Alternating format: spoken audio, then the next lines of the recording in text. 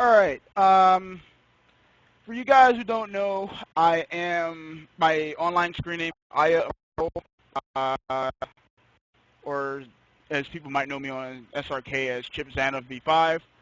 I'm going to do a basic overview of the game system, and I would do a little bit of an explanation as to, for those who know about the previous, why the game is coming out now, or why I'm doing anything on the game now, and talk about the game system and how it works, and et cetera, et cetera. Excuse me. So let me go ahead and go into that. Let's talk about why I'm releasing the game now, or why am I talking about it, and then what the game is actually going to have on release. First off, I don't have a dedicated release date. I'm trying to get the game out as fast as I can. There are a lot of things that I need to work on and fix, so you guys are going to have to bear with me as far as that's concerned. Right now, I am currently the only person working on this game as far as pretty much everything.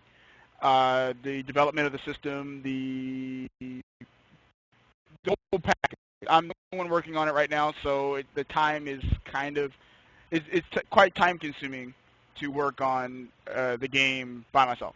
So you have to bear with me as far as like things not coming out exactly the way that they should, or the time that they should come out.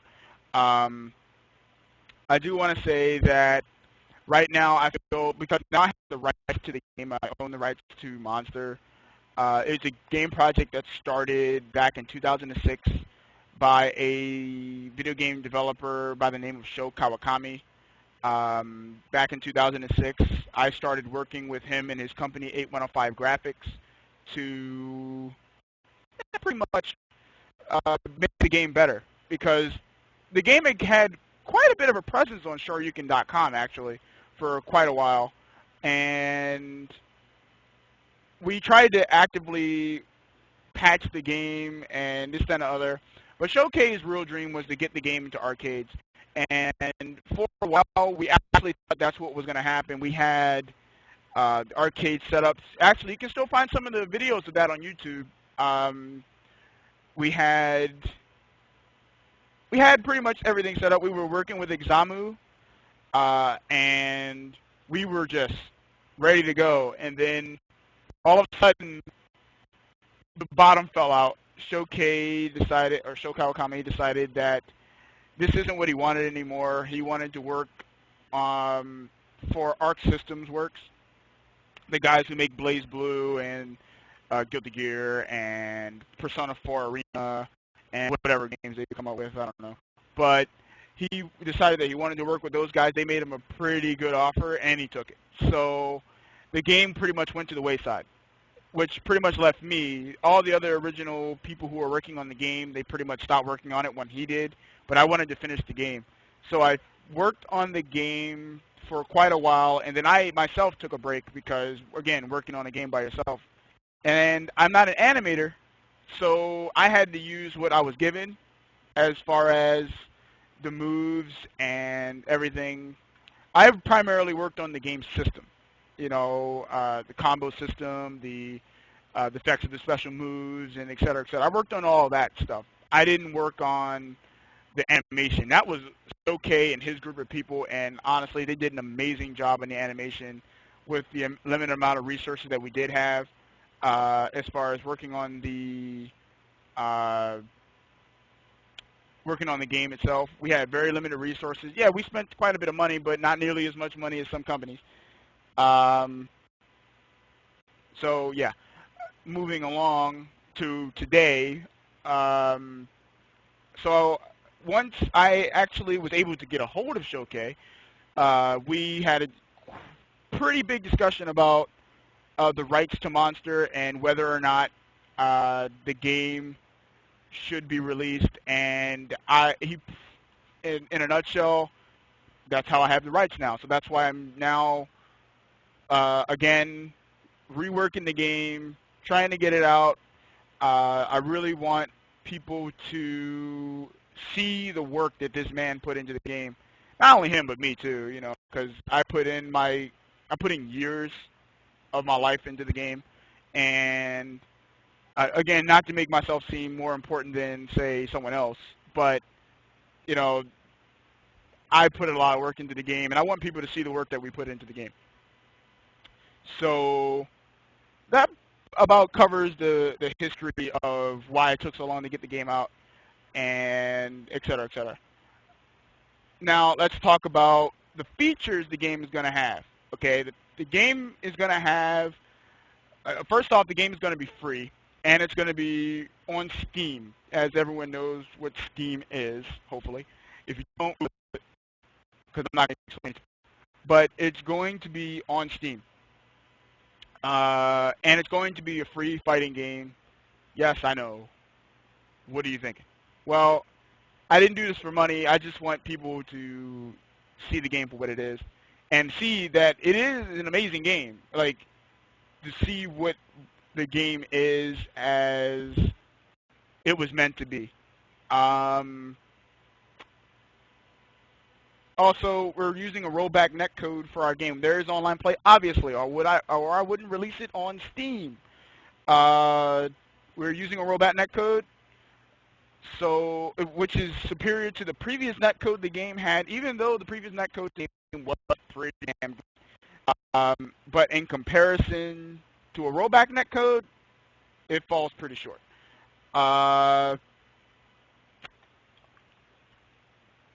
So yeah, free rollback netcode. It's gonna have spectator mode, so you'll be able to watch other people play, yada yada. It's gonna have replays.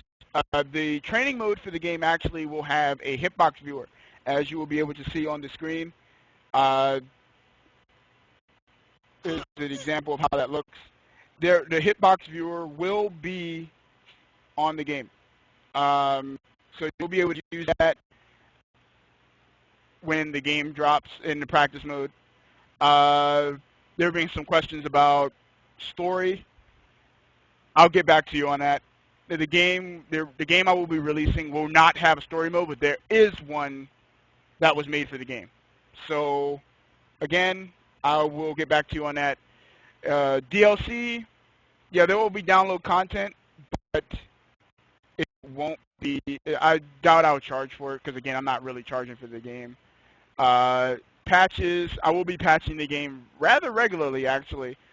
The moment that, not really the moment, but I will be able to patch the game pretty easily and pretty quickly to get out anything that was unintended. I'm going to be pretty aggressive about it. Yeah, that about does it for all that Raz and Jazz. I'm going to go ahead and talk about the system. All right, so now the game kind of in terms of Street Fighter 4, it's pretty basic, you know, in terms of the system. Each character has a double jump, so that, of course, that's not like Street Fighter 4, but each character has a double jump. Okay, they have a super jump. Okay, of course they can do a super double jump also.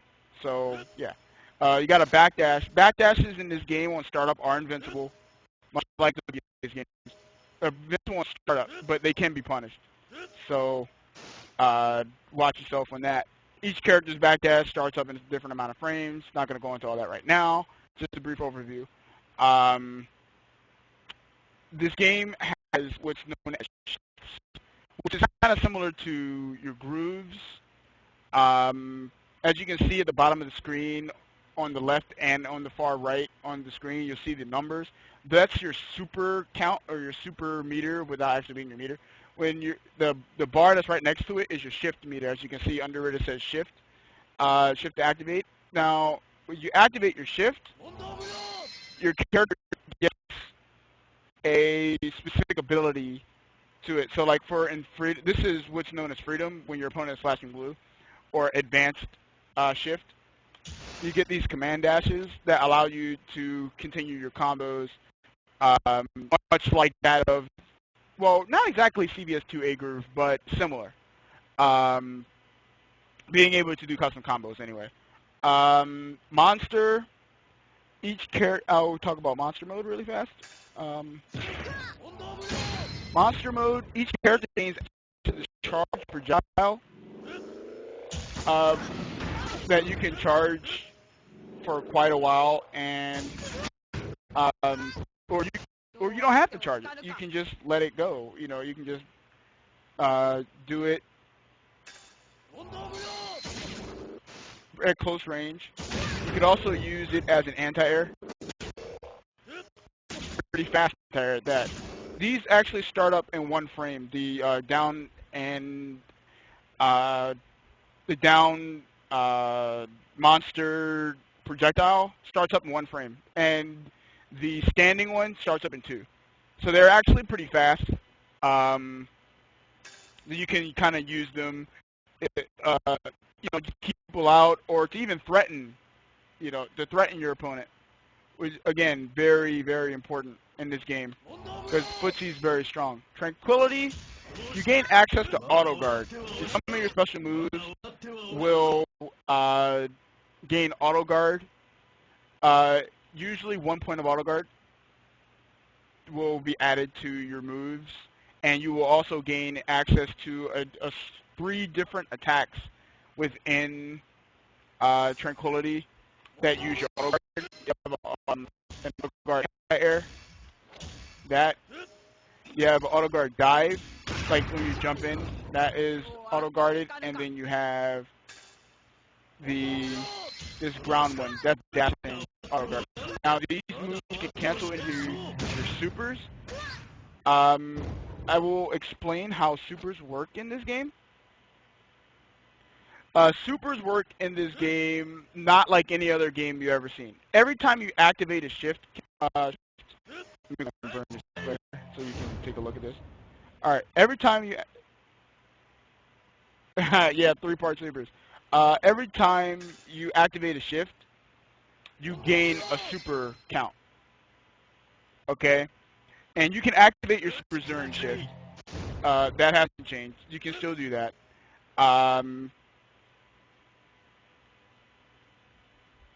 What was I saying? Yeah.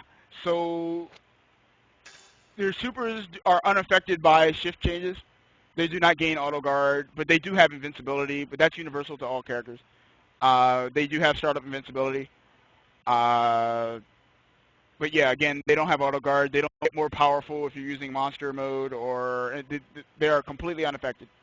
Also, one thing I should mention about monster mode is that certain character special moves will do more damage in monster mode. You will do pretty much a lot more damage, actually. Oh, and I should also mention that the projectile in monster mode does not scale. So if you use it in a combo and they say cancel it into a super, they're pretty much gonna eat all the damage, whatever your proration count was, or whatever your percentage was. So it doesn't scale. So they're gonna eat a lot of damage if they eat that move. What else? You wanna think here? Okay. Forward dashing in this game does have a little bit of a startup. That can't be helped. But your movement in this game is kind of unique. There are some characters that can teleport around the screen. There are some characters that can fly, or actually there's really only one character that can fly. But there are quite a bit of unique different types of movements in the game. There are characters with like command dashes such as that, which is actually different from his dash, because it's actually slower. It's slightly slower, at least in Ryugen's case. The game will have 16 characters pending some additional changes. I mean, we'll see how it works. We'll see what happens. But right now, I mean, that pretty much sums up the game in a nutshell. Oh, yeah, I kind of forgot about that. Okay, yeah, I want to talk about the power break and the hit clashing. Okay, in this game, oops, wrong button. Okay, as you can see, there's a bar that's right under your life bar. That is the power break bar. Now, the power break bar is a unique system to this game because it rewards you for being aggressive, and but it can punish you for being overly aggressive. it works like this. Your power break bar goes up if you are hitting your opponent or if you're blocking your opponent's attacks. Okay? If you're hitting your opponent or blocking your opponent's attacks. Now, you can only power break your opponent when your bar is filled. Okay? You can only power break your opponent when your bar is filled. If you do not, if you power break them and the bar isn't filled, then you're not using the mechanic properly. The animation for power break is as follows. And during power break, you can, you hit your opponent. You can actually juggle them for a certain amount of time, and they'll actually take quite a bit of damage during the power break. You actually take, oh man, you're gonna take a lot of damage if you're power broken. I can't remember exactly what the count was that I set, but I was gonna change it. But yeah, you're going to take a lot of damage if you get power broken. So it's going to reward you for if you power break your opponent, you're going to get rewarded. Now, how to initiate a power break? You initiate a power break by clashing attacks with your opponent. Okay? So let's say I have my full power break bar, and my opponent does like a jab, and I do a jab. And then they get power broken. Okay? That's pretty much how that's going to work.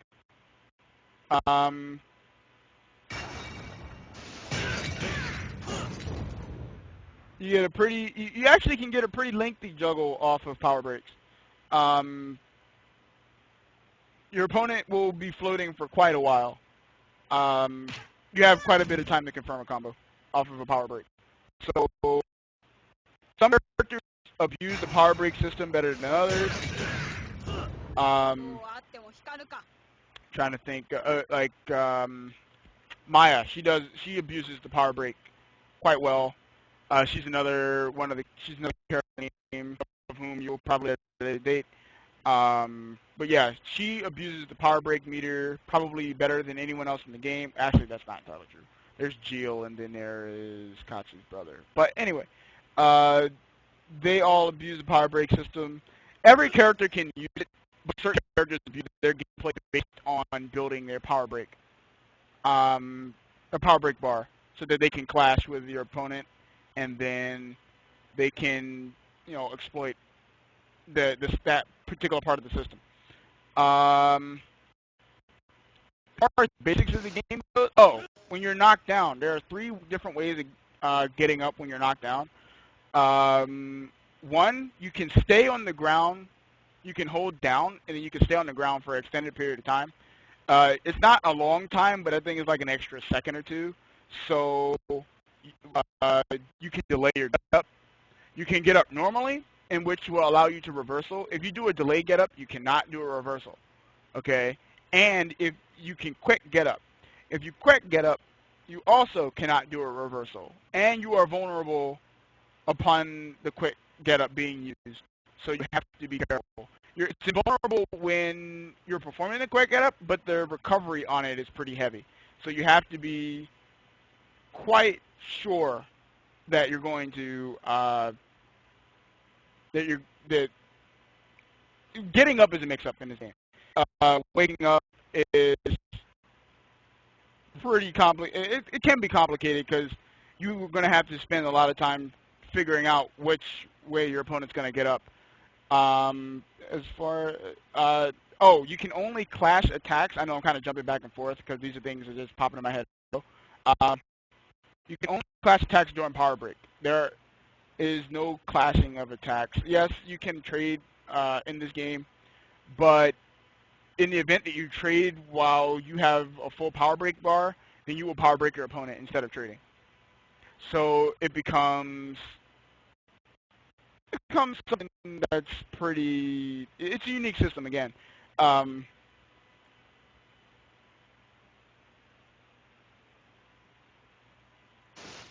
Yeah. This game commands are really simple. You're doing quarter circle forward, quarter circle back, and down, down. Those are your special moves for most characters. Some characters have special moves that are performed with A plus B. Uh, like this move is performed with A plus B. That's his counter. Uh, you can chain light attacks into each other up to 2 times. After that, you do like your basic combo here, something like this. Let's go ahead and get out of here. So your basic combo. I can chain my light attack twice, which will allow me to hit confirm my combo. This works. This is universal to every character. As far as the medium normals, they do not chain into each other. So I can't do standing medium, crouching medium, or standing medium, dash medium. I can't do that. You can do dash normals. You can do dash normals into heavier attacks though. So I can do dash, crouching light, medium, heavy, or I can do dashing, medium, heavy, quarter circle forward, quarter circle forward. But I can't do standing medium to crouching medium, or standing medium to dash, or to, if you get what I'm saying. As far as dash heavy attacks can only be comboed into by using a special move. So, like that, hit with his overhead and then perform this. So that's the only way you can actually, or you can use your shift, and then you can perform a combo that way. Or you can do this and then into a super.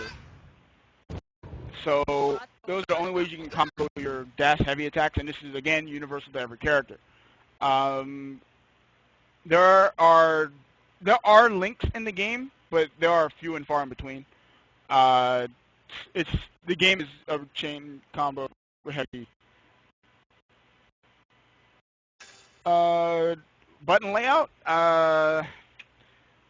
Oh, it's pretty simple. It's only 4 buttons. A, B, C, and then D being the shift button. As I mentioned before.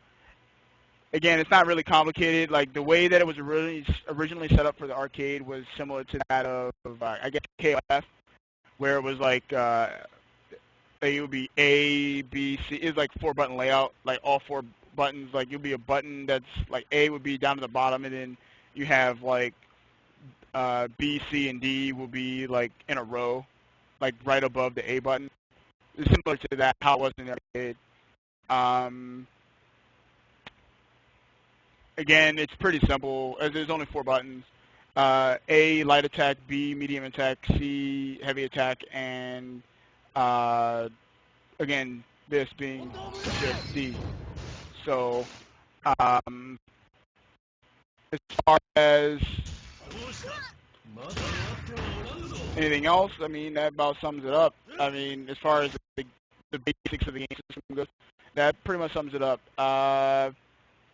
I don't really have much else there. I'm going to go ahead and pop off here now, and hopefully you guys will see more of the game. If you guys want to see more of the game, feel free to out on SRK, post video, etc. So I'm going to head out now. I'll catch you guys later. You guys have a good day.